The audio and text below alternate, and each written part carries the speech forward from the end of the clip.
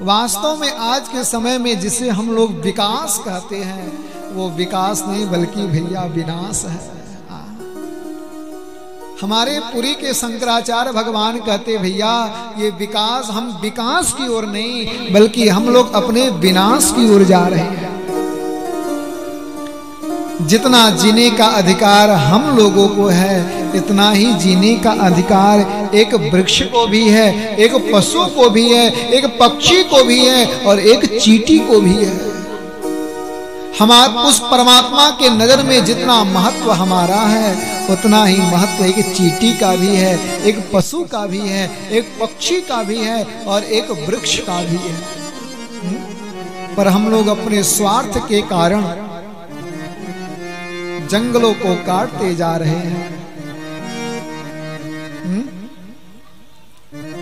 सोचिए जो जंगल में रहने वाले पशु पक्षी आखिर वो कहां जाएंगे?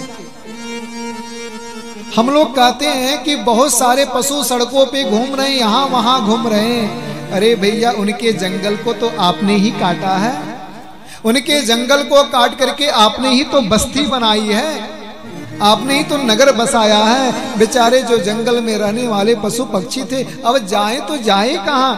उनका घर तो हमने ही तो उजाड़ा है, हम लोगों ने ही तो मिलकर के उजाड़ा है, आखिर वो जाए तो जाए कहां? अच्छा, जब प्रकृति जब करवट लेती है तो प्रकृति के करवट को कोई रोक नहीं सकता। जितना यह प्रकृति हमसे प्रेम करती है उतनी ही यह प्रकृति पशु पक्षी से भी प्रेम करती है। लोग कहते हैं ना भैया जियो और जीने दो। आप भी जियो, उनको भी जीने का अधिकार, वो भी अपने हिसाब से जिए। गायों की जो गोचर भूमि थी उसको हम लोग कब्जा करके खेत बना लिए। गायों के निमित्त जो गोचर भूमि पहले हुआ करती थी उस पर कब्जा करके हम लोगों ने घर बिल्डिंग बनवा लिया। अब गाय कहां जाए? गाय सड़कों पे नहीं घूमेंगी तो आखिर वो कहां जाए? उनकी जमीन पर तो आपने कब्जा कर रखा है, उनके जंगल पे तो आपने कब्जा कर रखा है, आखिर वो उनको भी तो जीने का अधिकार है।